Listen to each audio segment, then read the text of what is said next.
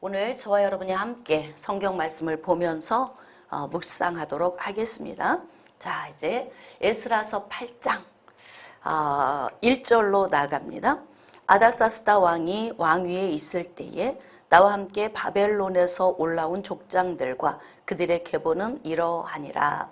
지난주 에스라가 예루살렘의 2차 귀환에서 왔던 사건을 잠깐 다뤘는데, 에스라가 귀환에 온 다음에 귀환하는 모든 과정을 다시 한번 생각하면서 이제 기록된 부분들입니다. 자, 그래서 우리가 조금 이 포로로 끌려갔던 때와 귀환했던 때의 연도를 조금만 복습해 보도록 하겠습니다. 이스라엘 백성들의 죄악으로 인해서 하나님께서 아수르와 바벨론을 통해서 이들을 포로로 끌고 가게 하셨어요. 근데 이제 1차 포로민은 BC 605년, 2차 포로민이 BC 598년, 3차 포로민이 BC 586년. 자, 이 586년 요때가 예루살렘이 함락된 거예요. 즉 남유다의 멸망이죠. 자, 그리고 난 다음에 하나님께서 예레미야 선지자를 통해서 70년 후면 다시 귀환하게 하시겠다고 했던 그 말씀을 쫓아서 포로민을 귀환시킬 때에 1차 포로민 귀환이 BC 538년, 대략 BC 605년에서 538년의 이 기간이 대략 약 70여 년. 그리고 2차 귀환이 BC 458년, 그 다음에 3차 귀환이 BC 444년. 이 요지를 조금 알고 우리가 좀 이해를 해야 하는데, 하나님이 이제 예레미야 선지자를 통해서 귀환시키겠다고 했던 그 약속의 말씀을 쫓아 1차 귀환할 때에 하나님께서 바사 왕 고레스의 마음에 감동을 주시고, 그리고 이때 귀환한 사람이 누구냐면 스룹바벨, 대표적인 사람이 그 다음에 예수와, 두 사람이 왔어요. 근데 돌아와서 약 한 2년, 536년부터 성전 건축을 시작을 했다가 방해에 의하여서 성전 건축이 중단이 되고 약 16년 동안 성전 건축이 멈춰 있다가 하나님께서 학개와 스가랴를 투입시켜서 다시 이제 성전을 이제 완공하게 하신 거잖아요. 우리가 이제 지난 강의 때 그 말씀을 나눴어요. 그런데 성전이 다 완공되고 난 다음, 그 다음 하나님께서 BC 458년에 2차 귀환민으로 누구요? 에스라를 투입을 시키는 거예요. 에스라는 학자였다 그래요. 율법에 능통한 학자였다. 그러니까 1차 귀환을 통해서는 눈으로 보여지는 외형적인 성전 건축에 초점을 두셨지만 2차 귀환은 학사 에스라를 통해서 영적으로 갱신시키게 하기 위한 하나님의 목적이 있었던 거예요. 자, 이제 우리가 다음 주면은 느헤미야에 대해서 우리가 공부를 할 텐데, 이제 3차 귀환민 가운데 이제 느헤미야가 와서 또 이제 사역을 감당하게 되는 이러한 일련의 과정이 있어요. 자, 그래서 오늘 여기 말씀해 보니까 에스라 8장 1절에 아닥사스다 왕이 왕 위에 있을 때, 여러분 이 아닥사스다 왕은 우리가 에스더서를 묵상하다 보면은 에스더의 남편 왕이 누구예요? 아하수에로 왕이죠. 이게 바로 뭐냐면 아하수에로 왕의 아들입니다. 아닥사스다가. 근데 이제 아닥사스다 왕이 왕 위에 있을 때 나와 함께 바벨론에서 올라온 족장들과 그들의 계보는 이러하니라. 자, 그래서 이제 쭉 그 계보를 다 나열을 했어요. 이제 그 계보가 나열된 이후에 우리 15절로 좀 나아갑시다. 자, 15절. 내가 무리를 아하와로 흐르는 강가에 모으고 거기서 3일 동안 장막에 머물며 백성과 제사장들을 살핀즉 그 중에 레위 자손이 한 사람도 없는지라. 자, 지금 15절부터는 예루살렘에 오기 전, 그 직전 상황을 다시 기록을 한 거예요. 근데 아닥사스다 왕의 조서를 받고 귀환을 하려고 준비하는 과정 중에서 사람들을 불러 모았는데 불러 모아진 사람들 중에 누가 없었냐면 레위 자손이 한 사람도 없었다. 여러분 12지파 가운데서 레위 자손은 하나님께서 하나님의 기업을 이을 자, 그래서 따로 땅을 기업으로 주시지 않고 하나님 나라의 일을 위해서 전념하도록 특별히 구분한 지파예요. 그래서 레위 지파는 성막에서 일을 하는 일, 그리고 제사장적인 일을 감당하는 일을 하는 거예요. 이게 직접적으로 하나님을 섬기는 일을 하는 거죠. 자, 그런데 지금 우리 예루살렘으로 귀환하자.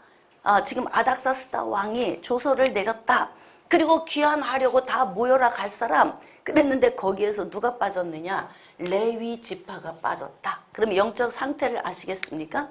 지금 바벨론에서도 영적 상태가 하나님을 직접적으로 섬기는 지파인 레위 지파의 영적 상태가 이 정도면, 그러니까 영적 지도자들의 지파인데 이렇게 이들이 한 사람도 모이지 않았다. 그러니까 하나님 나라의 일에 대해서 별로 관심이 없었다. 그냥 세상에서 먹고 사는 일이 좋았다. 이제 바벨론에 끌려가서 거기에서 비록 포로민으로 살았지만 그래도 이들은 그곳에서 대부분 성공적인 삶을 살면서 안정감 있는 삶에 도달하게 된 거예요. 그러다 보니까 영적 지도자들이 이렇게 예루살렘으로 돌아가고자 하는 그런 마음이 전혀 없었던 거예요.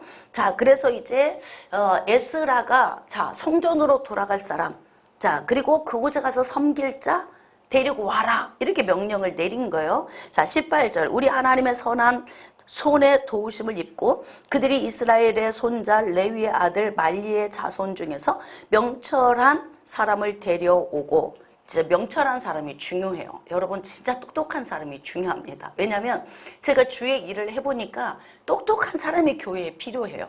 하나님 나라의 일에 똑똑한, 머리가 잘 돌아가고 신앙 좋은 사람, 이런 사람이 필요해. 머리가 안 돌아가고 신앙만 좋으면 그냥 마구잡이입니다. 그런데 이게 지식적으로도 총명함이 있으면 질서대로 일을 잘 풀어가는 똑똑함이 있어요. 그래서 이렇게 하나님께서는 하나님 나라의 일을 함에 있어서 어떻게 하느냐? 명철한 사람을 필요로 하신다. 그래서 이제 하나님의 선하신 도우심 때문에 레위의 사람이 이제 오게 된 거예요. 20절. 다윗과 방백들이 레위 사람들을 섬기라고 준 느디님 사람 중 성전 일꾼은 220명이었는데 그들은 모두 지명받은 이들이었더라. 자, 그래서 영적으로 깨어있지 않은 사람들 다시 흔들어 이제 예루살렘으로 돌아가기 위해서 모여라. 그렇게 해서 이제 레위 지파에 속한 사람들을 또 모집을 한 거예요. 자, 21절. 그때 내가 아하와 강가에서 금식을 선포하고, 자, 이제 귀환하기 전에 에스라가 준비했던 준비 과정, 여러분 이게 어떤 일을 함에 있어서 이 준비 과정이 굉장히 중요합니다. 준비 과정이 잘 돼 있으면 일이 선하게 진행이 잘 되고, 준비 과정이 잘 안 돼 있으면 일이 삐그덕거리기 시작하는 거예요. 자, 그래서 이제 에스라가 어떻게 일을 풀어가는지를 한번 보겠습니다. 금식을 선포했대. 준비 과정 중 가장 먼저 한 것이 뭐냐면 금식을 선포했다. 에스라처럼 깨어있는 사람 한 사람만 있어도 영적으로 다시 불이 붙을 수 있어요. 그래서 하나님께서는 이렇게 열정적이고 깨어있는 사람, 하나님의 말씀에 능통한 사람, 그의 안에 하나님을 향한 뜨거운 열망과 불이 있는 사람, 그런 사람을 이렇게 사용하시는 거죠. 우리 하나님 앞에서 스스로 겸비하여 스스로 낮아지고 겸손해지고, 내가 하는 것이 아니고 하나님 나라의 일은 하나님이 하신다. 이런 겸비한 자. 자, 우리와 우리 어린 아이와 모든 소유를 위하여 평탄한 길을 그에게 간구하였으니, 여러분 하나님 나라의 일을 하기 위해서는 평탄함이 있어야 돼요. 평탄. 왜냐하면 왜 에스라가 금식을 선포했냐면 바벨론에서 가나안 땅까지, 즉 이스라엘까지 도착하는 요 길이, 여기 메소포타미아, 즉 아수르와 바벨론이 있는 여기에서 여기까지 오매 있어서 지금처럼 어떤 교통수단이 있는 게 아니잖아요. 도보로 와야 되는 상황이에요. 근데 여기저기에 위험한 요인들이 많이 있어요. 게다가 이들이 돌아올 때는 은, 금, 성전의 성물, 이런 기구들을 많이 가지고 오거든요. 그래서 이제 도적대들을 만날 수도 있고 많은 위험에 처할 수 있어요. 그래서 지금 에스라가 걱정을 했던 것은 뭐냐면 평탄함이에요. 도착 지점까지 평탄함. 우리가 어떤 행사를 준비함에 있어서 이 행사가 끝나기까지 평탄하게 하나님이 원하시는 방식대로 이루어지기 위해서, 그래서 이제 금식을 선포하고 이제 스스로 겸손하게 낮아진 모습으로 있었다는 거예요. 그런데 이유는 이들이 이렇게 금식을 선포하고 평탄한 길을 위해서 기도했던 이유. 자, 22절. 우리가 전에 왕에게 아뢰기를 우리 하나님의 손은 자기를 찾는 모든 자에게 선을 베푸시고 자기를 배반하는 모든 자에게는 권능과 진노를 내리신다 하였으므로 길에서 적군을 막고 우리를 도울 보병과 마병을 왕에게 구하기를 부끄러워하였습니다. 이게 무슨 이야기냐면 왕 앞에서 이렇게 이야기한 거예요. 우리 하나님은요, 우리 하나님을 찾는 자들의 편이에요. 그래서 하나님은요, 하나님 나라를 위해서 일을 하는 사람들에게 선한 손길을 통해서 우리 하나님이 다 하십니다. 막 이렇게 침이 마르도록 막 자랑을 한 거예요. 하나님 자랑을. 그랬는데 이제 막상 이제 아닥사스다 왕의 조서를 받고 예루살렘으로 돌아가려니 필요한 게 얼마나 많아. 그렇지 않아요? 경비도 필요하죠. 뭐 가면서 안전함도 필요하지요. 뭐 도보로만 갈 수 있겠어요? 어린 아이들도 가게 되면은 그만큼의 이제 또 다른 그 시대의 교통수단 같은 것들이 필요할 거 아니에요. 근데 이것을 뭐냐면 말을 왕에게 하려고 하니까 이게 자존심이 상해서 할 수가 없는 거야. 왜? 우리 하나님은요, 이런 하나님이에요. 막 자랑을 엄청 해놨거든요. 그러니까 방법은 뭐냐면, 하나님, 제가 이 왕 앞에서 이렇게 자랑을 우리 하나님에 대해서 했는데요, 저 자존심 상해서요, 가서 제 입으로 도움 요청 못해요. 그러니까 뭐냐면 방법은 금식하자, 이렇게 된 거다 이 말이에요. 그래서 금식을 하고 기도를 했다는 거죠. 자, 23절. 그러므로 우리가 이를 위하여 금식하며 우리 하나님께 간구하였더니, 그 밑줄 좀 그읍시다. 우리 하나님. 하나님이 우리 하나님이어야 돼요. 나의 하나님이 되어야 됩니다. 저 사람이 하나님이 아니에요. 여러분 간증을 듣잖아요. 그러면 간증 들을 때 맞아, 내 하나님은 그런 하나님이셔, 이런 믿음이 오는 사람도 있고, 어떤 사람은 그래, 저 하나님은 저 사람이 하나님이지 내 하나님은 아니야, 이렇게 듣는 사람도 있어요. 같은 자리에서 들어도.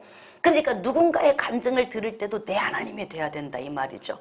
저는 여러분들이 내 하나님을 직접 체험하는 그런 믿음의 사람이 되었으면 참 좋겠습니다.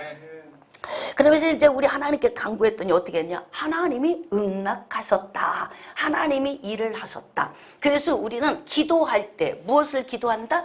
준비 과정 중에 필요한 모든 요인들을 위해서 내가 할 수 없는 것들이 있어요. 그것을 어떻게 한다? 기도로. 그래서 하나님이 응답 주셔서 하나님의 선한 손이 이들을 도왔다. 왜 도우실까요? 이게 하나님 나라 일이기 때문에 그래요.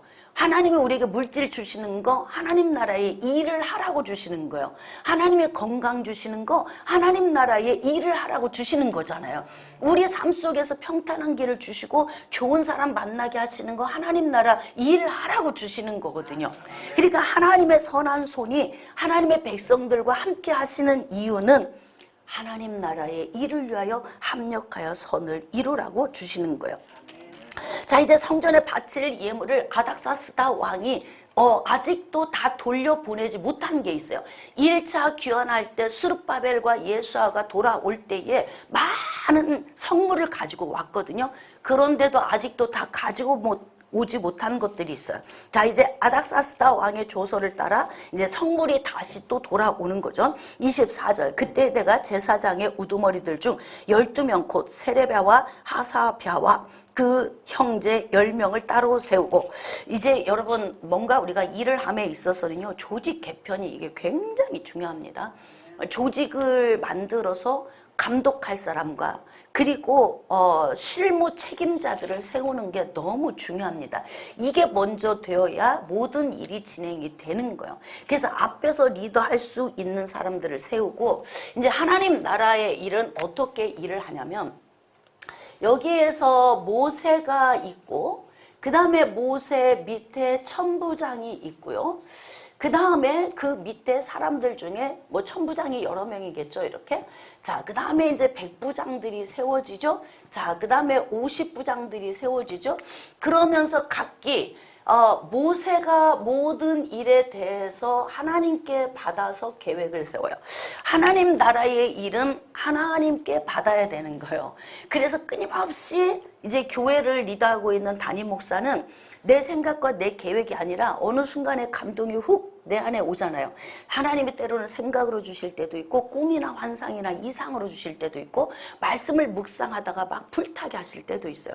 이걸 모세의 위치에 있는 이 총지휘자는 이걸 잘 받아야 돼요. 뭐 내 생각대로 휘두르는 게 아니에요. 그러면 어떻게 하냐면 하나님께 받아. 그래서 그 하나님의 계획을 받아서 그 계획을 실행함에 있어서 이 전체적인 이 조직을 어떻게 하냐면 분배해서 나눠주는 거예요. 천부장들에게 나눠주고, 그 다음에 천부장들 밑에 백부장들에게 나눠주고, 그래서 어떻게 하면 천부장은 천부장 일만 하면 돼요.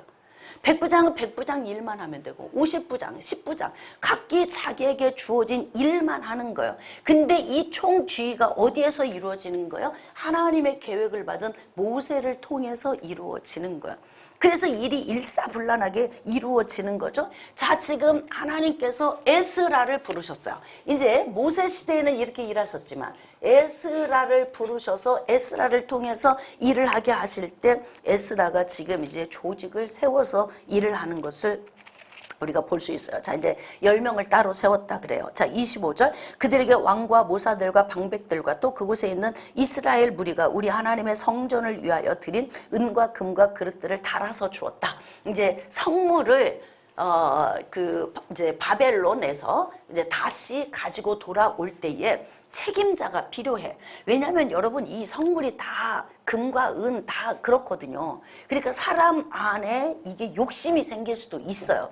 그래서 어떻게 하냐면 그냥 대충 가지고 가. 이렇게 하면 무슨 일이 벌어질까?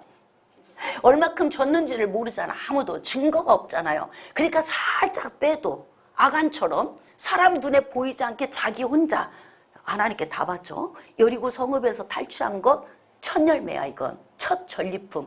이건 나한테 다 바쳐. 내 곳간에도. 그랬는데 아간이 아무도 안 보잖아. 그러니까 뭐 누가 갯수를 세웠어. 누가 보기를 했어. 살짝 갖다 숨겼다고요. 근데 누가 보신 거예요? 하나님이 보신 거잖아. 그래서 아이 성읍에 가서 엄청 패배하고 돌아와서 여호수아가 하나님 이게 뭡니까? 차라리 우리를 그냥 그곳에서 죽게 만들지 왜 오게 하셨습니까? 뭐 이거 우리 다 지금 공부했단 말이에요. 근데 이제 중요한 건 뭐냐면 하나님께서 일을 하실 때에 그 일을 받아서 계획함에 있어서 이 하나님의 일에 차질이 없도록 하려면 어떻게 하면 아주 섬세하게 일을 해야 돼요. 그래서 에스라가 조직을 세울 때에 어떻게 했냐면 은과 금 그릇들을 달아주었다 그래. 예를 들면 너는 그릇 100개 그리고 어떻게 증서를 써주는 거예요. 그러면 이 사람은 예루살렘에 도착했을 때 어떻게 해야 돼요? 그릇 100개와 증서를 가지고 와야 되는 거예요. 이게 그래서 아주 정말 일이 일사천리로 아주 잘 이루어질 수 있도록 달아줬다. 내가 달아서 그들 손에 준 것은 은 뭐 얼마, 은그릇 얼마 이렇게 쭉 지금 기록이 돼 있어요. 자, 이제 29절. 너희는 예루살렘 여호와의 성전 골방에 이르러 제사장들과 레위 사람의 우두머리들과 이스라엘의 족장들 앞에서 그 그릇을 달기까지 삼가치기라 달아보라는 거예요. 너 지금 뭐 100kg를 가지고 왔어? 그럼 100kg가 되는지 달아보는 거예요. 근데 그게 증서가 없이 어떻게 입에서 입으로는 안 돼. 그러니까 그 증서를 가지고 와서 저는 100kg를 가져왔습니다. 달아보시지요. 그래서 확인을 받고 다 이렇게 와가지고 하나님의 성전에 올려드렸다는 거예요. 자, 30절. 이에 제사장들과 레위 사람들이 은과 금과 그릇을 예루살렘 우리 하나님의 성전으로 가져가려 하여 그 무게대로 받으니라. 아주 일사불란하게 일이 이루어지고 있습니다. 자, 이제 에스라가 예루살렘으로 돌아오는 과정이 기록되어 있어요. 31절. 첫째 달 12일에 우리가 아하와 강을 떠나 예루살렘으로 갈새 우리 하나님의 손이 우리를 도우사. 이게 너무 중요합니다. 여러분, 하나님 나라의 일은 누가 하십니까? 하나님이 하세요. 하나님이 안 도우시면 우리가 어떻게 일을 합니까? 그렇잖아요. 하나님이 건강 안 주시면 어떻게 하고 하나님이 물질 안 주시면 어떻게 주님 나라의 일을 할 수 있겠습니까? 그러니까 지금 하나님께서 2차 귀환민인 에스라 그룹, 이 그룹을 귀환하게 할 때에 하나님의 손이 도우셨다. 자, 하나님의 손이 도우셔야 했던 하나님의 목적이 무엇일까요? 우리가 성경을 볼 때 성경을 큰 틀로 보자면 하나님의 목적은요, 모든 민족이 구원을 받는 거. 자, 복을 받는 거요. 이거 누구에게 약속하신 거요? 아브라함. 그래서 창세기 12장 3절에 기록된 모든 민족이 복을 얻게 하기 위해서, 그래서 이렇게 하나님께서 아브라함을 부르셨다 그래요. 하나님의 손이 이렇게 이스라엘 백성들과 계속 함께 하면서, 그러면서 그렇게 범죄함에도 불구하고 다시 또 용서하고 다시 그들을 회복시켜서 다시 포로민에서 귀환민으로 돌아오게 하는 이 목적은 뭐냐면 단 하나예요. 모든 민족이 구원을 받게 하기 위한 거예요. 그래서 그것이 바로 저에게까지, 여러분에게까지 와서 우리가 영생을 얻게 된 거라고요. 여러분, 너무 기가 막힌 것은 성경은 약 지금 우리가 지금 이 기록된 성경을 보면요, 지금 그 모세가 처음에 모세 오경을 기록할 때 창세기, 출애굽기, 레위기, 민수기, 신명기 5권을 기록하던 그 시기가 언제쯤이냐면 약 BC 1500년경이에요. BC 한 1446년경 요렇게. 그러니까 지금까지 보면은 약 성경이 기록된 것이 한 3500여 년 전 일이라고요. 근데 이렇게 하나님의 그 말씀이 계속 그때부터 기록이 되어져서 지금 에스라까지 오는 요 시기까지도 하나님의 계획은 어떻게, 어떤 목적을 가지고 오느냐. 그리고 에스라 이후에 우리에게 오기까지도 하나님의 목적은 무엇이냐, 그걸 봐야 되는 거예요. 요즘에 좀 안타까운 게 뭐냐면 꼭 교회를 굳이 가야 할 필요가 있느냐.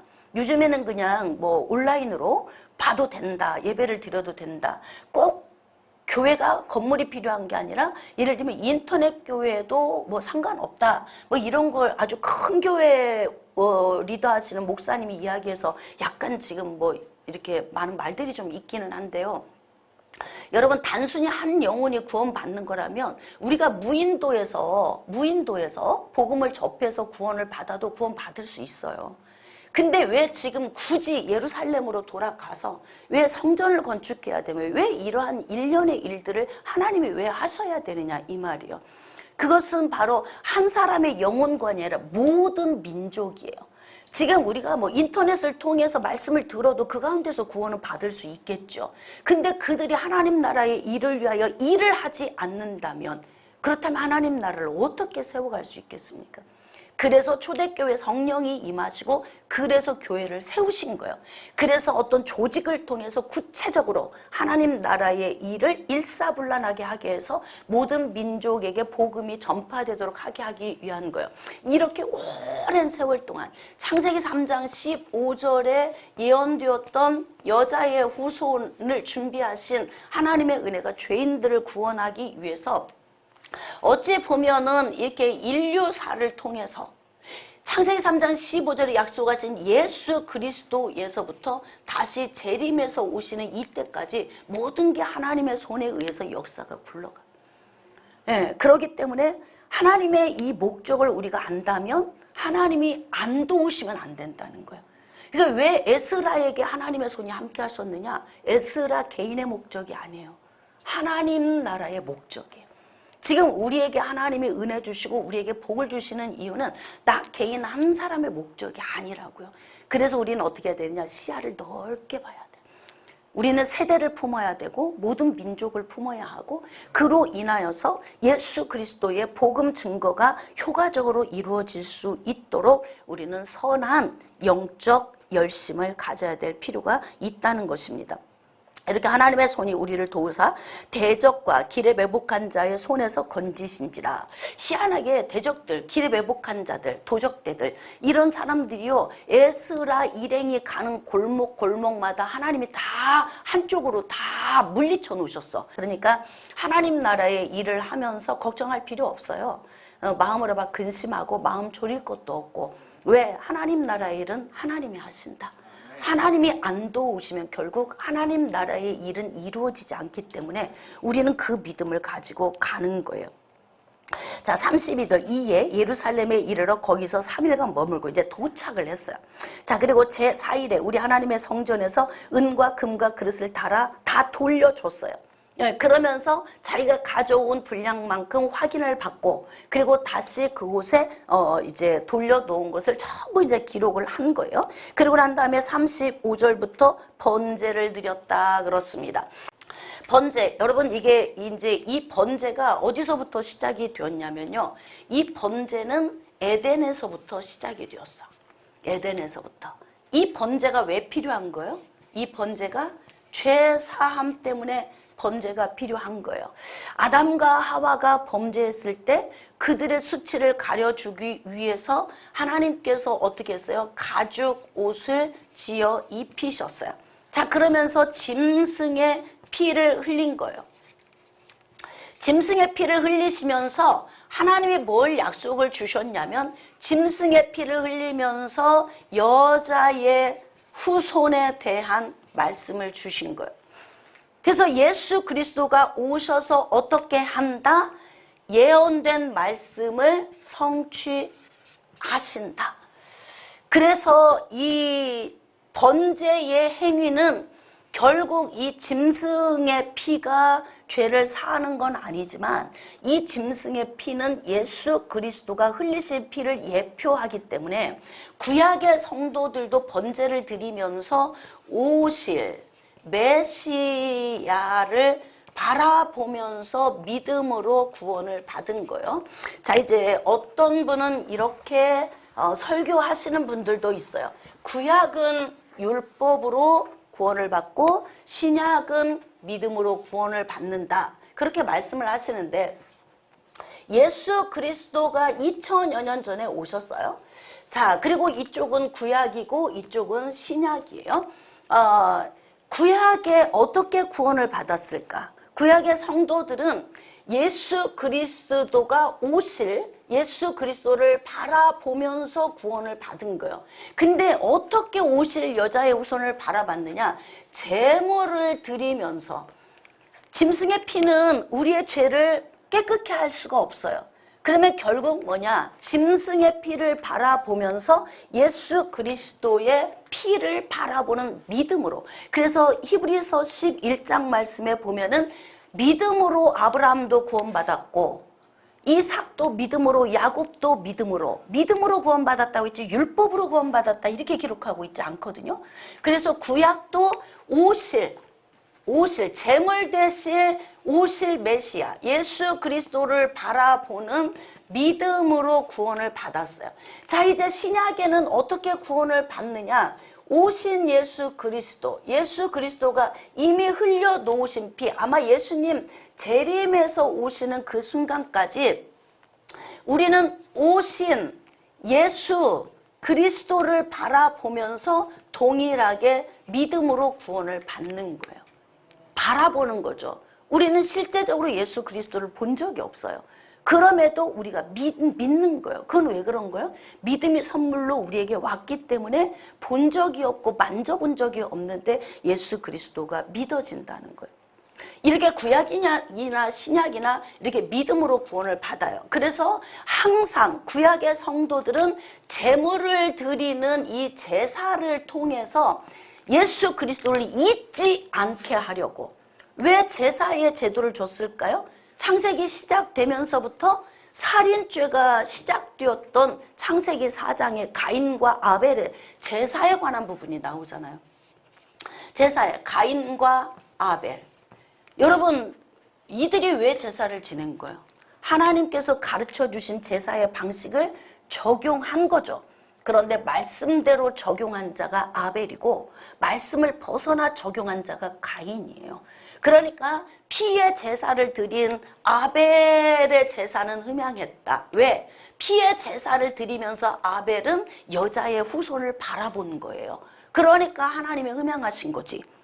근데 가인은 아니 어떤 사람은 곡식 제사도 받으시고 피도 받으신데 소제물은 곡식으로 드리는 제사다. 그래서 받으신다는 거예요. 근데 중요한 건 뭐냐면 제사는 소제물이 우선이 아니에요. 제사는 죄인이 하나님께 나아가게 하기 위한 방법이에요. 왜냐하면 죄인이 하나님께 나아가려면 하나님께 죄인이 내가 지금 하나님께 나아가려면 이 죄의 문제가 해결되지 않으면 나갈 수가 없어요. 그러니까 아벨의 제사를 흠양했다는 것은 아벨의 죄 사함이 이루어졌다는 거예요. 그러면 그 의미 속에는 뭐가 있는 거예요? 피의 제사가 있었고 예수 그리스도를 바라본 거예요. 여자의 후손을. 그러면 가인의 제사가 흠양되지 않았던 이유는 뭐예요? 여기에서 지금 죄의 문제가 해결받지 않은 거죠. 가인은. 그러니까 그가 드린 곡식의 제사에는 예수 그리스도를 바라보지 못했다는 그 의미가 그 안에 들어있는 거죠. 그래서 우리는 좀 영적인 의미로 이것을 해석을 해야 할 필요가 있다는 거예요. 자, 그래서 이렇게 에스라가 이제 2차 귀환민들을 데리고 와서 여자의 후손인 예수 그리스도를 바라보는 그런 제물을 드리면서 이제 하나님께 제사를 드렸다. 그래서 항상 우리가 신앙생활에서 가장 우선시 되어야 될 것이 뭐냐면 제사의 행위예요. 지금 현 시대에는 우리가 제사를 드릴 필요는 없어요. 왜냐하면 예수님이 제물이 되셨으니까. 그러니까 우리는 어떻게 해요? 예수 그리스도 바라보면서 예배, 앙망하고 바라보는 거죠. 그게 바로 구약의 성도들의 제사의 행위와 현 시대에 살고 있는 우리의 예배의 행위가 다 본질적으로는 같은 것입니다. 자, 그래서 이제 36절 무리가 또 왕의 조서를 왕의 총독들과 유브라데강 건너편 총독들에게 넘겨주매 그들이 백성과 하나님의 성전을 도왔느니라. 에스라가 이 일을 잘하는 사람이에요. 수룹바벨보다 일을 훨씬 잘하는 사람입니다. 왜냐하면 우리가 좀 비교해 볼까요? 1차 귀환에서 왔던 수룹바벨 일행은요, 성전 건축을 16년 동안이나 중단하고 있었어요. 1차 귀환 했던 수룹바벨. 수룹바벨은 16년 동안 성전 건축을 중단한 상황에서 결국은 학개와 스가랴를 통해서 하나님이 다시 성전 재건을 시작하기를 해서 그래서 이제 완공이 되었잖아요. 근데 수룹바벨이 일을 제대로 정교하게 못한다는 증거가 뭐냐면 조서를 어디다 두었는지를 몰라. 그래가지고 절차를 안 밟은 거예요. 그냥 바사왕 고레스가 칙령을 내려서 조서를 썼고 보냈어. 근데 조서를 받아왔을 거 아니에요. 그럼 절차를 밟아야죠. 총독들, 지역을 다스리고 있는 총독들에게 이렇게 바사왕 고레스 왕이 우리 하나님의 명령을 받고 성전을 다시 재건하라고 우리를 보냈습니다. 그리고 일을 시작했더라면 중단될 일이 없잖아요. 근데 뭐냐면 하나님이 하라고 했어. 우리 하나님이 하라고 하셨어. 그리고 일을 시작했는데 방해하는 세력이 이제 막 와서 막 방해 공작을 하는 거예요. 그러다 보니까 일이 중단될 수밖에 없어. 근데 뭔 근거가 있어야지. 그러니까 지는 거예요. 법으로 져버린 거예요. 그래서 16년간 중단했어요. 그러니까 잃어버리지 않아도 될 16년의 세월을 도둑질 맞은 거잖아요. 근데 지금 2차 귀환에서 온 에스라가 일하는 방식을 보니까 에스라가 일을 참 잘합니다. 여러분 그냥 믿음이면 된다. 맞고 품어. 이건 아니다고 지난주에 제가 말씀을 드렸어요. 근데 일은 맞고 품는 식으로 하는 게 아니에요. 믿음이면 다 된다. 이렇게 하는 것도 위험 요인이에요. 그래서 어떻게 하냐면 일을 철저히 하되 어떻게 하느냐. 법적 절차를 밟아서 일을 해야 된다. 여기 보니까 36절에 왕의 조서를 왕의 총독들과 유브라데강 건너편 총독들에게 넘겨주매 그들이 백성과 하나님의 성전을 도왔느니라. 자, 보겠습니다. 지금 이제 이 가나안 땅으로 들어옴에 있어서 여기 지금 바벨론 지역에서 요렇게 들어올 때에 이쪽에 있는 순서 만나는 총독들에게 조서를 다 보여주는 거예요. 이렇게 아닥사스다 왕이 우리를 지금 귀환케 했다. 우리는 지금 칙령을 받고 움직이고 있다. 그러니 누가 말려? 말릴 수가 없잖아요. 가나안 땅에 들어왔어요. 또 누가 통치하고 다스려요? 총독들이 다스리잖아요. 그러니까 이 총독들에게 또 이야기하는 우리 아닥사스다 왕이 이렇게 조서를 내렸다. 그래서 우리 온 거다. 그러니까 일이 어떻게 진행될까요? 척척 일이 진행이 되는 거예요. 이게 일 잘하는 사람의 일하는 방식이죠. 똑똑한 거예요.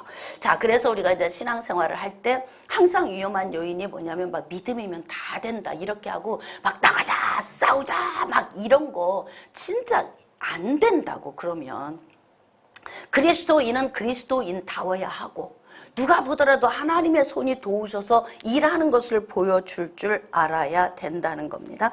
자, 이제 9장 1절. 이 일 후에 방백들이 내게 나와 이르되 이스라엘 백성과 제사장들과 레위 사람들이 이 땅 백성들에게 떠나지 아니하고 가나안 사람과 헷 사람들과 브리스 사람, 여부수 사람, 암몬 사람, 모압 사람, 애굽 사람들과 아모리 사람들이 가증한 일을 행하여. 자, 이제 에스라가 예루살렘에 도착을 했는데 예루살렘에서 살고 있던 방백들이 와서 하는 이야기. 자, 그럼 한번 여기서 보겠습니다. 지금 예루살렘에서 와서 이곳에서 정착해 사는 방백이 누구예요?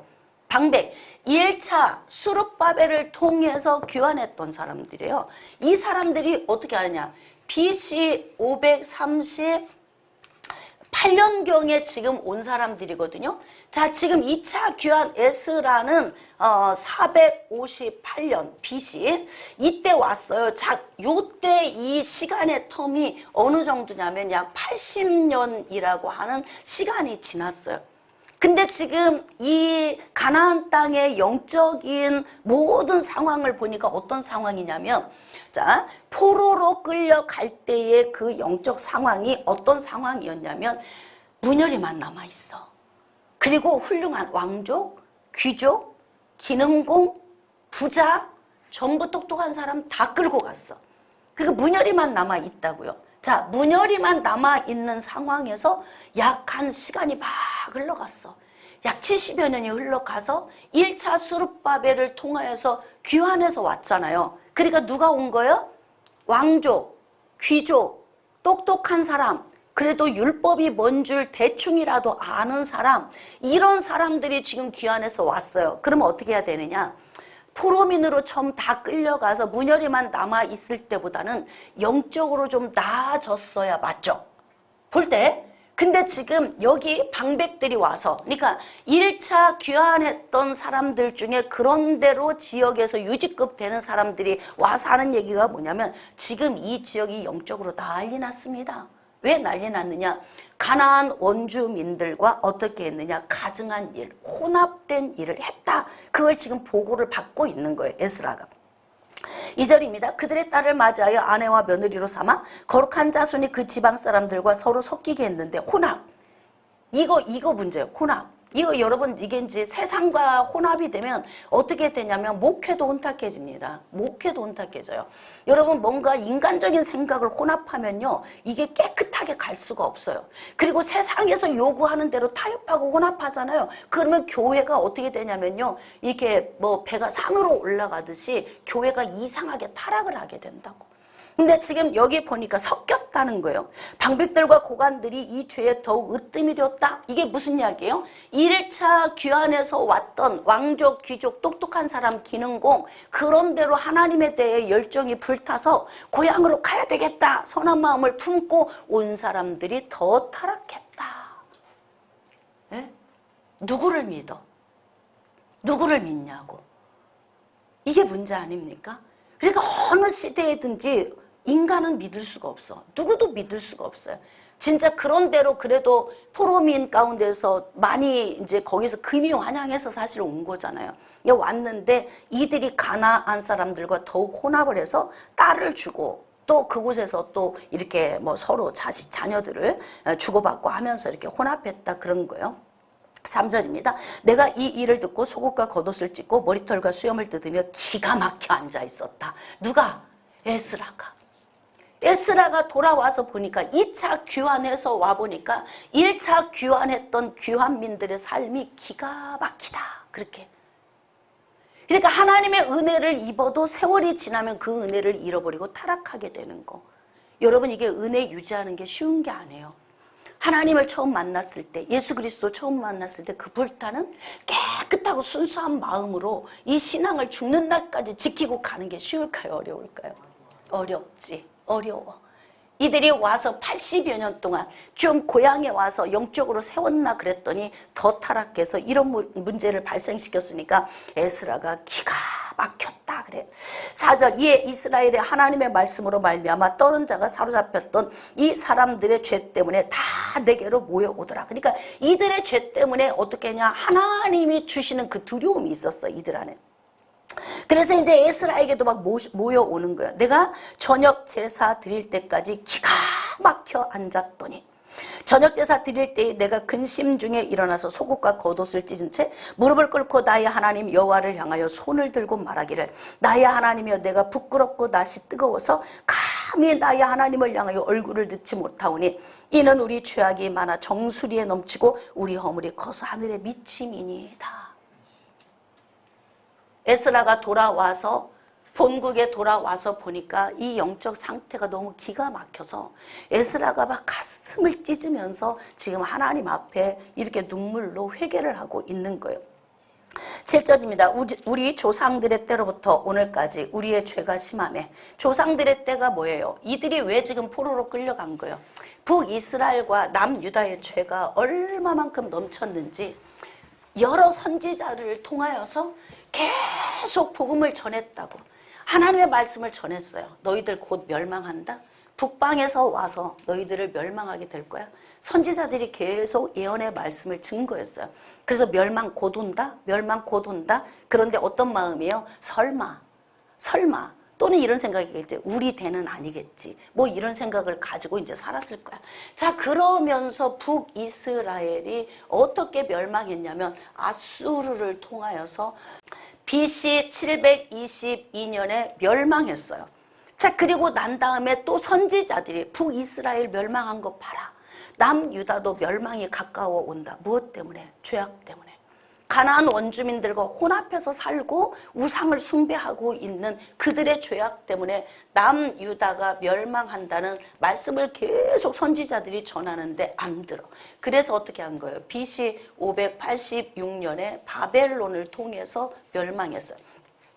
지금 에스라는 거기까지 바라보고 있는 거예요. 우리 조상들이 너무나 많은 죄를 지었기 때문에 우리 죄악으로 말미암아 왕들과 제사장들은 여러 나라 왕들의 손에 넘기사 칼에 죽었고 포로로 끌려갔던 그 상황을 이야기하는 건 사로잡혔고 노략당했고 얼굴을 부끄럽게 하심이 오늘날과 같습니다. 근데 보니까 세월이 지났고 많은 아픔과 포로민의 삶 또 이방인의 칼에 죽고 포로로 죽고 전쟁으로 죽었던 그 많은 역사가 있음에도 불구하고 현 시대를 보니까 여전히 동일하더라. 이것이 죄의 위력입니다. 우리가 죄와 무관하게 살 수 없는 이유가 죄의 본성이 우리 안에 장착되어 있어서 그래요. 그래서 어떻게 했느냐? 하나님께서 묻지도 따지지도 않으시고 당신 품속에 있는 독생자 예수님을 턱 내어주신 거야. 그냥 턱 내어주신 거야. 난 믿어. 너희들을 살리려고 보니까 죄의 본성이 있어서 너희들 스스로는 살아날 힘이 없어. 그러니까 어떻게? 믿어. 그러면 살려줄게. 이렇게 방법을 선택한 거예요. 근데 이 방식을 언제부터 선택한 거예요? 창세기 3장 15절에 여자의 후손을 하나님이 설정해 놓은 거죠. 그래서 성경에서 창세기 3장 15절을 놓치고 해석하면 예수님이 안 보입니다. 그냥 제물 드리는 거예요. 그냥 피의 제사 드리는 거고 짐승 피 잡은 거고요. 아, 그러면 내가 짐승의 피 잡아 드렸으니까 죄 사함 받았겠지? 그리고 예수까지 안 보여. 여자의 우선을 볼 수가 없어요. 그래서 결국은 율법주의가 생긴 거죠. 자, 그래서 이렇게 이제 에스라가 뭐 이제 가슴을 찢으며 회개하죠. 자, 8절. 이제 우리 하나님 여호와께서 우리에게 잠시 동안 은혜를 베푸사 얼마를 남겨도. 야, 기가 막힌데 지금 에스라는 포로민에 대한 역사를 어떻게 해석을 하고 있냐면 포로민의 그 하나님의 그 계획을 여기서 이렇게 하는 거야. 하나님이 은혜를 베푸셔서 남겨놓은 거다 그래. 남겨놓은 거다. 그래서 피하게 하신 거다. 포로민으로 끌려가서 여기 이제 북이스라엘이 멸망할 때 남유다가 멸망할 때 BC 605년 BC 598년 그리고 BC 586년 1차, 2차, 3차 이렇게 포로로 끌려가게 했던 곳이 그때는 칼에 죽고 전쟁에 죽고 기근에 죽고 많은 죽임을 당하고 낯이 뜨끈뜨끈할 정도로 부끄러운 일을 당했는데 지나고 보니까 학사 에스라는 지금 뭐라고 표현을 하고 있냐면 하나님이 특별히 남겨두신 그룹이었다 이렇게 말씀합니다. 그러니까 와서 보니까 이렇게 원래 지금 남아있던 예루살렘에 있는 사람들과 다시 귀환해서 합류했던 모든 사람들이 경단처럼 버무려져서 죄 가운데 빠져 있는 모습을 보면서 지금 2차 귀환해서 온 에스라의 그룹에 대한 하나님이 남겨놓으신 것에 대한 감사를 지금 말하고 있는 거예요. 그래서 그 거룩한 처소에 박힌 못과 같게 하시고 이제 어떤 사람들이 박힌 못과 같은 역할을 해야 되냐면 에스라와 함께 귀환해서 왔던 자들이 지금 이제 예루살렘에서 박힌 못과 같은 역할을 해야 돼요. 다시 말하면 중심축을 이루어야 된다는 거예요. 이 사람들이 기둥이 되어서 다시 영적 갱신을 이루고 그리고 하나님 나라의 일을 위하여서 이들이 통로가 되어야 된다는 거죠. 그러니까 아픔을 겪을 때는 몰랐어요. 왜 우리가 이방 땅에 포로로 끌려가야 됩니까? 이렇게 막 한탄스럽고 한스러운 얘기를 했을 거예요. 근데 세월이 한참 지난 그들의 후손인 에스라가 그것을 영적으로 읽을 때에 하나님은 우리를 박힌 목과 같게 하시려고 거룩하게 바벨론의 포로로 끌어다 놓고 거기서 우리를 구분시켜 놓으셨다. 이렇게 지금 영적으로 해석을 하고 있는 거죠. 자, 9절입니다. 우리가 비록 노예가 되었사오나 우리 하나님이 우리를 그 종살이하는 중에 버려두지 아니하시고 그렇죠? 바벨론으로 끌려가서 종으로 살았지만 바사 왕들 앞에서 우리가 불쌍히 여김을 잊고 소생하여 이거 누가 하신 거예요? 하나님께서 바사왕 고레스를 통하여 일하셨어요. 그 다음에 다리오 왕을 통해 일하셨어요. 지금은 아닥사스다 왕을 통해서 또 일하고 계세요. 그러니까 하나님 나라 일은 누가 하신다? 하나님이 하신다. 자, 그러면서 어떻게 성전을 세우게 하시며 그 무너진 것을 수리하게 하시고 유다와 예루살렘에서 우리에게 울타리를 주셨나이다. 이렇게 하나님은 안전하게 보호하기 위해서 성벽을 다시 재건하게 하시고 그로 말미암아 이들에게 안전한 삶을 이렇게 하나님이 주신다. 자, 10절. 우리 하나님이여 이렇게 하신 후에도 우리가 주의 계명을 저버렸사오니 하나님이 이렇게 은혜 주셔도 어떻게 했다? 계속 죄 가운데서 산다는 거예요. 이게 우리 인생들이에요. 아무리 많은 은혜 받아도 기분 한번 나쁘면 너고 나는 끝이야 이러잖아요. 이게 바로 인간의 모습 아닙니까? 바로 그래요. 하나님의 은혜를 그렇게 많이 받아도 세월이 지나면 다 잊어버려. 그래서 뭐 언제 우리가 은혜 받았냐 뭐 이런 것처럼 하나님과의 관계성 속에서 하나님의 백성들이 이렇게 신속히 하나님의 말씀을 떠나 세상으로 나아가서 우상 숭배하는 자들과 혼합하며 세상에 빠져 사는 이걸 보면서 지금 에스라가 한탄하고 있죠. 이제 무슨 말씀을 하오리까? 1차 귀환민의 범죄를 보면서 기가 막혀서 지금 한탄하면서 하는 이야기예요. 11절입니다. 전에 주께서 주의 종 선지자들에게 명령하여 이르시되 너희가 가서 얻으려 하는 땅은 더러운 땅이니. 자, 이제 전에 얘기했던 그 말씀이 언제냐면 모세가 이스라엘 백성들을 애굽에서 이끌어 나와서 이제 광야에서 하나님의 말씀을 받을 때에 이때 하나님이 뭐라고 했냐면 너희가 정복하려고 하는 그 땅, 이제 홍해에서 나와서 정복해서 들어가야 하는 이 땅은 어떻게 했다? 죄가 꽉 차서 죄가 넘친 땅이다. 여러분, 아브라함에게 약속하셨던 창세기 15장에 보면은 너희가 이방의 객이 된다?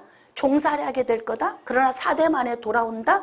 왜 내가 지금 4대라고 하는 시간을 딜레이 시켜 놨냐면 아모리 족속의 죄가 아직 안 찼어. 그들의 죄가 지금 차곡차곡 쌓여가고 있는데 그들의 죄가 가득 차서 넘치기까지는 얼마 4대를 기다려야 돼. 약 400여 년을 기다려야 된다. 그렇게 말씀하셨어요. 그것을 다시 회상하는 거예요. 그러니까 학사 에스라는 진짜 공부를 많이 한 거예요. 그래서 조상들의 역사를 머릿속에서 다 꿰고 있어. 그래서 지금 와가지고 자기 스스로 기가 막혀서 앉아서 막 하나님 앞에 금식하고 가슴 아파하며 지금 이렇게 하나님 앞에 기도 드리는 게 뭐냐면 우리 조상들에게 그때 약속하셨던 너희들 이 땅 들어가면 그 땅의 죄악이 관영하다. 그러니까 어떻게 혼합하지 말아라. 너희 딸들 아들들 서로 교환하지 말고 어떻게 분별하고 살아라 했던 그 말씀을 지금 기억하고 있는 거예요. 그러면서 너희가 어디를 하는 땅은 더러운 땅이니 이는 이방 백성들이 더럽고 가증한 일을 행하여 이 끝에서 저 끝까지 그 더러움으로 채웠습니다. 왜? 이거는 우상 숭배가 만연한 땅이라서 그런 거예요. 하나님이 가장 싫어하는 게 우상 숭배의 죄예요. 세상에 빠져서 세상과 연합하면서 사는 것 가장 싫어하는 거죠. 자, 12절 그런즉 너희 여자들을 그들의 아들들에게 주지 말고 그들의 딸들을 너희 아들들을 위하여 데려오지 말며 그들을 위하여 평화와 행복을 영원히 구하지. 언약도 하지 말라고 했잖아요. 그들과 언약도 그들을 불쌍히도 여기지 말아라. 그러니까 죄에 빠져 살고 있는 우상 숭배하는 자들을 불쌍히 여기지 마. 그들 품었다가 그들의 영의 이 전이가 일어나서 그들 안으로 들어가면 어떻게 해요? 하나님이 벌을 내리시니까 불쌍히 여기지도 말고 언약도 하지 말고 서로 딸들을 교류도 시키지 말고 어떻게 하냐 분리해서 살아라. 지금 이렇게 명령하셨었습니다. 에스라가 하는 이야기요. 13절 우리 악한 행실과 큰 죄로 말미암아 이 모든 일을 당하였사오나 우리 하나님은 우리 죄악보다 형벌을 가볍게 하셨대요.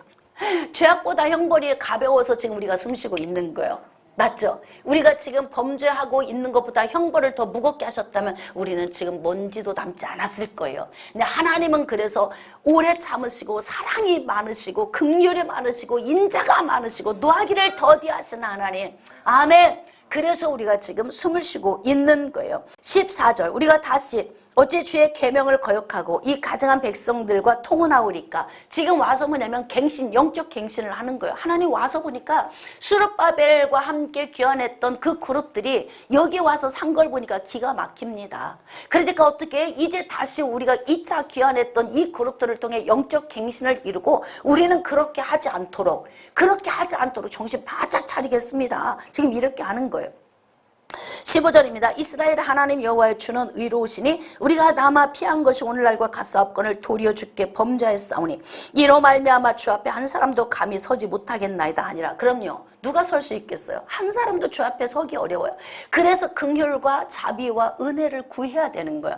그래서 제물을 드리고 제사를 드리면서 오실 여자의 후손인 예수 그리스도를 바라보고 구원의 자리로 나아간 거거든요. 지금 우리 시대에는 오신 여자의 후손 예수 그리스도를 믿는 믿음으로 나아가는 거예요. 자, 10장 1절 에스라가 하나님의 성전 앞에 엎드려 울며 기도하여 죄를 자복할 때 많은 백성이 크게 통곡하며 이거예요. 영적 지도자가 깨어지면 그에 따라오는 자들이 함께 깨어지는 거예요. 그래서 항상 앞에 있는 지도자가 그만큼 중요한 위치에 있는 겁니다. 그래서 어떻게 통혼하지 않고 혼합하지 않고 언약도 하지 말고 그들을 불쌍히 여기지도 말고 하나님의 말씀을 쫓아 하나님의 자녀된 삶을 사는 것 굉장히 중요해요. 그래서 에스라가 지금 말하는 거 우리 지금 그렇게 안 할게요.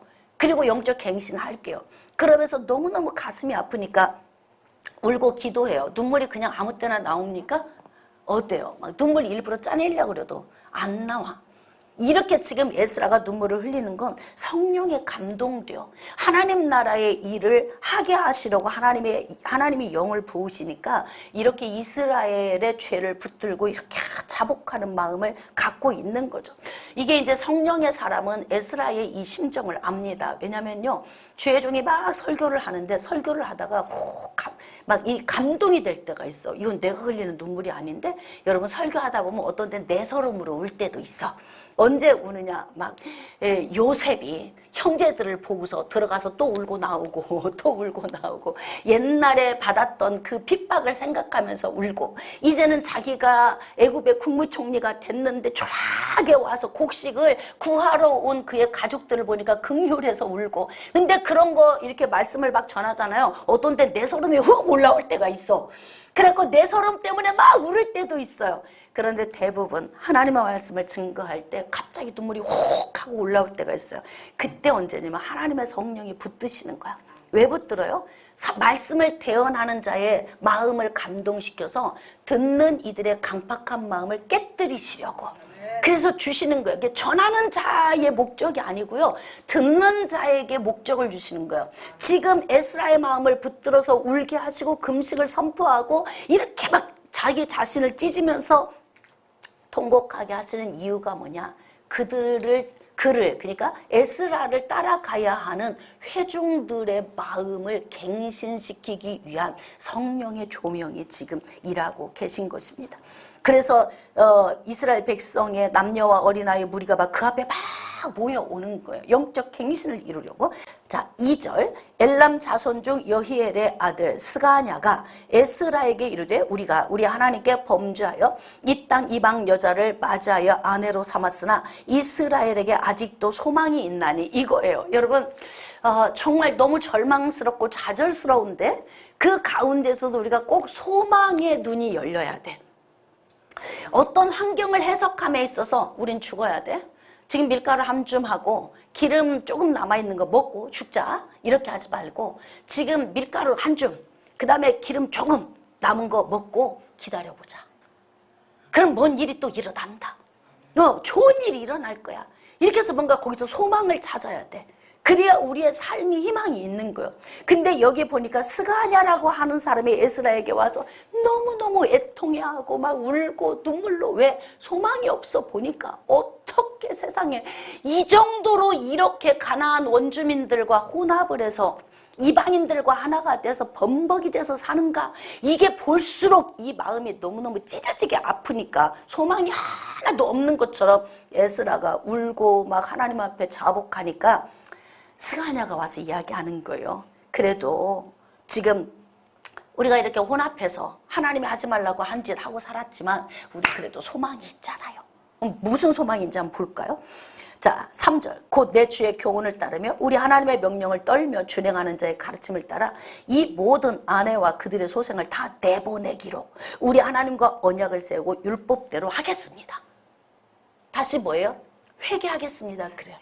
하나님이 싫어하는 거 다 도려내고 버리겠습니다. 그게 우리의 소망이라는 거예요. 그러니까 우리가 하나님이 싫어하는 어떤 요인을 우리의 삶에서 도려내는 것이 우리의 소망이 되어져야 되는 거예요.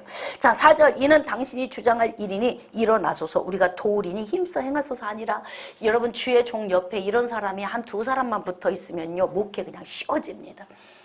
어쩌면 그 성도들이 진짜 소갈딱지가 아주 밴댕이 속 많은 사람들은 별것도 아닌 일로 그렇게 그냥 속상해가지고 막 시험 들고 그러면 별것도 아닌데 내가 생각할 때 어떤 때는 한심할 때가 별것도 아닌데 그냥 그 환경과 상황을 이해하면 저 사람이 저렇게 말한 게 그럴 수 있었겠구나 이해만 하면 아무것도 아닌데 그런 걸로 그냥 마음속에서 그냥 포괄 하면서 힘들게 하면 어떻게 지도자가 가냐고.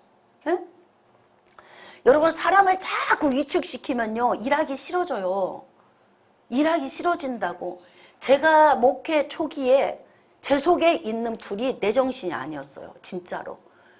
옆에서 누가 보더라도 주양 목사님이 아닌 것 같다. 이게 하나님이 일하시는 게 보인다 할 정도로 그렇게 제 속에서 불이 있다고 영혼을 사랑하는 이 뜨거운 마음이 정말 뜨거웠어. 제 속에서. 근데 제 속에서 죄송합니다. 정말 많이 식었어요. 죄송해요. 왜 식었느냐? 사람들을 대해보니까 진짜 아니야. 은혜 100번 100% 나야 한 번 딱 틀어지잖아. 작은 걸로. 그러면 확 이렇게 뭐 낚싯바늘 낀 것처럼 확 돌아서 제 속에서 저런 사람들을 내가 꼭 사랑을 해야 돼? 죄송해요. 저는 인간이라. 하나님이 아니라서. 그런 생각이 내 속에서 들을 때가 있어. 그래서 어떻게 해야 되냐면 주의 종의 마음에 불이 타게 하고 회중이 복을 받아 누리려면 어지간하면 주의 종의 연약함, 부족함 그냥 감싸고 가는 게 좋아. 말투가 좀 딱딱해도 그건 그 사람의 타고난 거야.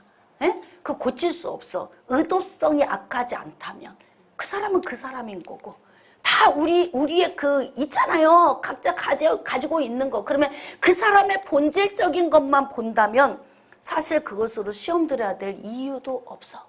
10번 잘해도 한 번 잘못하면 획 돌아져 버리는 것을 너무 많이 겪으면서 뭐냐면 사랑 쏟으면 뭐하지? 아무리 정을 주면 뭐해? 아무리 살려놓으면 뭐해?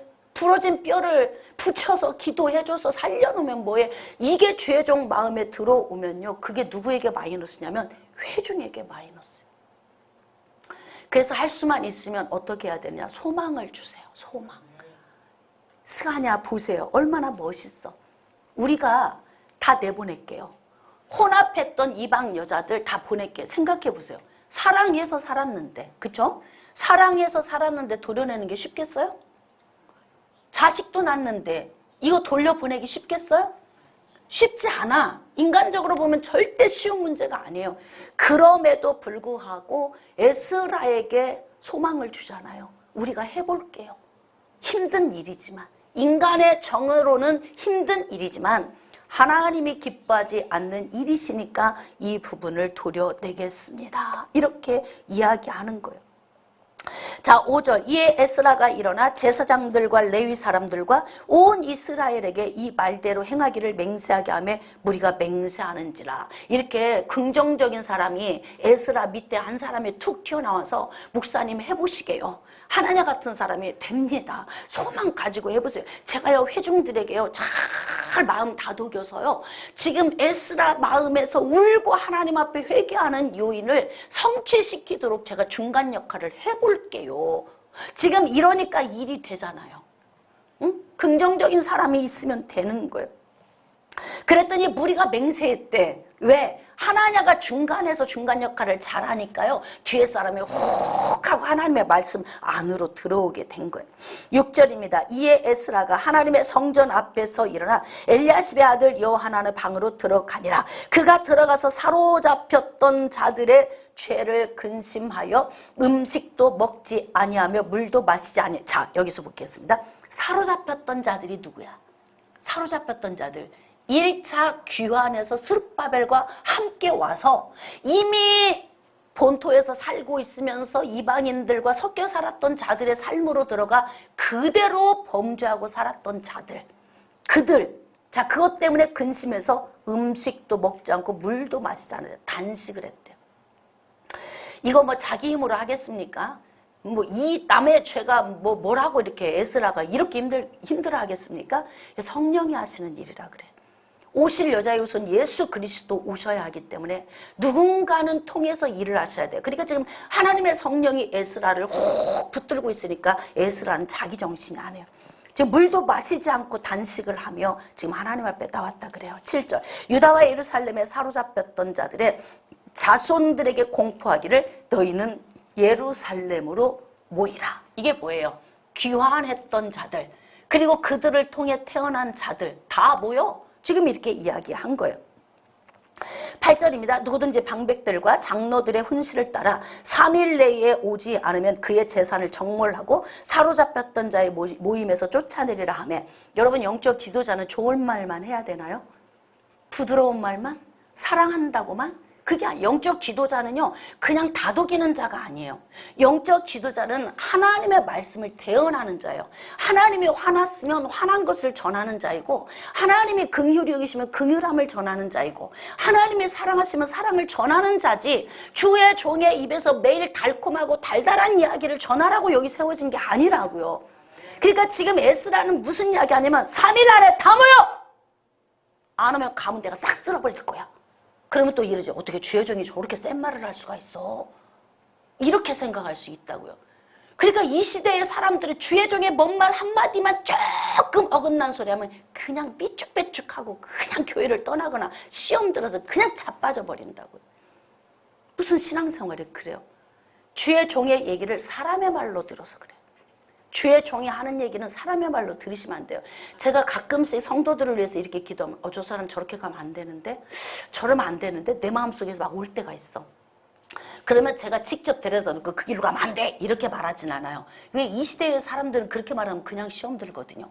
그러니까 제가 그냥 비스무리하게 이야기를 하지, 스쳐 지나가듯이 쓱 한마디 쓱 요즘 예배생활 좀 더 열심히 하세요 이렇게 부드럽게 말을 그러면 그거 성령이 하시는 말이거든요.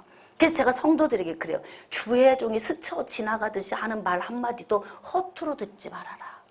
그게. 근데 지금 에스라가 뭐라고 하냐면 3일 내에 안 모여? 재산 다 쓸어버리고 다 몰수하고 싹 없애버릴 거야. 이렇게 말해. 그러면 이때 그 사람이 왜 이렇게 강해? 왜 말을 저런 식으로 해? 꼭 그따위로 말을 해야 돼? 뭐 이런 방식의 해석은 아니다 이 말이에요. 이해가 되십니까? 그러니까 주의 종의 입에서 달달하고 달콤한 말만 들으려고 하면 여러분은 이미 죽은 영혼이에요. 오늘 하나님의 말씀이 내 혼과 영과 관절 골수를 찔러 쪼개고 막 폐부를 막 휘집어 놓아야 이 말씀을 통해 회개하고 돌아오는 거지. 맞습니까? 제가 뭐 성도들한테 뭐 인기 얻으려고 이 자리에 있습니까? 기분 나빠 떠나도 어쩔 수 없다 이 말이에요. 전해야 된다는 거지. 제 얘기를 하러 이 자리에 서 있는 것이 아니니까. 야, 이렇게 강하게 에스라가 일하는데 하나님이 일하시면 어떻게 하느냐? 성령께서 그들을 붙드시니까 다 회개하고 돌아오게 되어 있어요. 자, 그래서 6절 유다와 베냐민 모든 사람들이 3일 내에 예루살렘에 모이니 왔다잖아요. 왔어. 때는 아홉째 달 20일이라 무리가 하나님의 성전 앞 광장에 앉아서 이 일과 큰 비 때문에 떨고 있어. 근데 왜 그때 이렇게 큰 비가 막 쏟아지는 거요? 회개하려고 다 모였는데 막 비가 쏟아지네. 얼마나 두려워. 얼마나 여러분 진짜 큰 비가 쏟아지면 순식간에 나라의 절반이 요즘에 뉴스 보면 그렇죠. 어느 나라가 막 80%가 물에 잠겼다 이런 거. 이 하나님이 쏟아 부으시면 그냥 다 몰살되는 상황. 그러니까 막 심장이 벌렁벌렁 떨리는 거야. 모인 사람들이. 자, 그래서 제사장 에스라가 일어나 그들에게 이르되 너희가 범죄하여 이방 여자를 아내로 삼아 이스라엘의 죄를 더럽게 하시니 이제 너희 조상들의 하나님 앞에서 죄를 자복하고 그의 뜻대로 행하여 그 지방 사람들과 이방 여인을 끊어버리라. 요인을 제거하라 이렇게 말해요. 자, 모든 회중이 큰 소리로 대답하여 이르되 당신의 말씀대로 우리가 마땅히 행할 것이니이다. 이때 순종하고 나오는 사람은 복이 있어요. 근데 불순종하는 사람은 또 문제를 만나게 되죠. 자, 14절 이제 온 회중을 위하여 우리의 방백들을 세우고 우리 모든 성읍에 이방 여자에게 장가든 자는 다 기한에 각 고을의 장로들과 재판장과 함께 오게 하여 이 일로 인한 우리 하나님의 진노가 우리에게서 떠나게 하소서. 하나 그러나 이게 성경은요, 야 그러나 이때가 참 재밌습니다. 하나 그러나 이게 들어있는 거 보겠습니다. 15절 오직 아사엘의 아들 요나단과 디과의 아들 야시아가 일어나 그 일을 반대하고. 이런 사람 꼭 있어. 어디 가도 있어 이런 사람이 있고. 톡톡 튀는 사람, 반대하는 사람, 자기 생각을 말하는 사람, 인간적으로 아주 막 사람들을 이렇게 막 누룩이 번져가듯이 잘못된 교훈을 통해서 사람들을 이렇게 죄 가운데 빠지게 하는 이런 요인들. 무슬람과 레위 사람 삽부대가 그들을 돕더라. 이렇게 몇몇이 고라와 그의 일당들, 온과 다단과 아비람이 막 당을 지어서 무리를 이뤄서 모세를 거스르니라. 이런 거 어디나 꼭 이런 유형의 사람들이 있어요. 자기 죽을 짓, 자기 무덤을 자기 스스로 파는 거예요. 할 수만 있으면 어떻게 하냐? 마음을 좀 착하게 갖는 게 중요해요. 하나님 안에서 자기를 꺾고 순종하고 전체적으로 이런 분위기이고 뭔가 하나님 나라의 일을 하기 위해서 이렇게 성령이 일하시면 내가 좀 싫어도 좀 따라가야 맞다 이 말이에요. 하나님의 사람이라면. 자, 16절 사로잡혔던 자들의 자손이 그대로 한지라. 자, 이렇게 순종했다 이 말이에요. 제사장 에스라가 그 종족을 따라 각각 지명된 족장들 몇 사람을 선임하고 열째 달 초하루에 앉아 그 일을 조사해요. 첫째 달 초하루에 이르러 이방 여인을 아내로 맞이한 자의 일 조사하기를 마치니라. 얼마나 에스라가 일을 잘해요. 일을 할 때 보면은 진짜 체계적으로 일해. 어떻게 했냐면 이제 갑자기 다 내쫓아 이렇게 하면 안 내쫓는 사람도 있을 거야. 몰래 숨어가지고. 그러니까 어떻게 해요? 그런 불상사가 일어나지 않도록 일일이 다 조사를 하는 거예요. 누구네 가문, 어떤 사람, 누가 이방 여인과 결혼, 뭐 이렇게 다 일일이 조사하고 기록해서 시간을 두고 일을 준비를 해. 그래서 스룹바벨과 에스라가 다른 게 바로 그거예요. 스룹바벨이 일하는 방식은 마음만 뜨거워. 그래서 자꾸 털컥털컥 일이 막혀. 근데 에스라는 거침없이 일이 막 다이렉트로 진행이 돼요. 왜 그러는 거예요? 일을 체계적으로 아주 잘하고 있어요. 그래서 이렇게 일이 잘 이루어지고 있는 거예요. 일 조사하기를 마쳤어요. 자, 18절.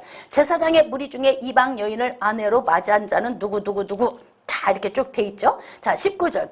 그들이 다 손을 잡아 맹세하여 그들의 아내를 내보내기로 하고. 참, 이게 이제 너무 중요한 거예요. 영적 각성을 했더니 정들었고 사랑했던 아내를, 예? 물론 이방인이지만 살았으면 정이 들었죠. 사랑을 하는 거죠. 거기에 또 자녀도 또 출산이 되었을 거고. 그런데 그들은 어떻게 했다? 내보내기로 각오를 했다. 근데 거기에 다 속한 사람이 어떤 사람? 23절 보니까 레위 사람, 24절 보니까 노래하는 자, 그 다음 25절 보니까 이스라엘 중. 그러니까 전체 이 하나님의 백성들 안에 있는 지위 고하를 막론하고 모두 다 조사를 해서 이방 여인을 맞아들인 집안마다 전부 다 조사가 이제 끝난 거예요. 자, 44절. 이상은 모두 이방 여인을 아내로 맞이한 자라. 그 중에는 자녀를 낳은 여인도 있었더라. 여러분 얼마나 피눈물을 쏟았겠어요. 이게 범죄할 때는 쉬워.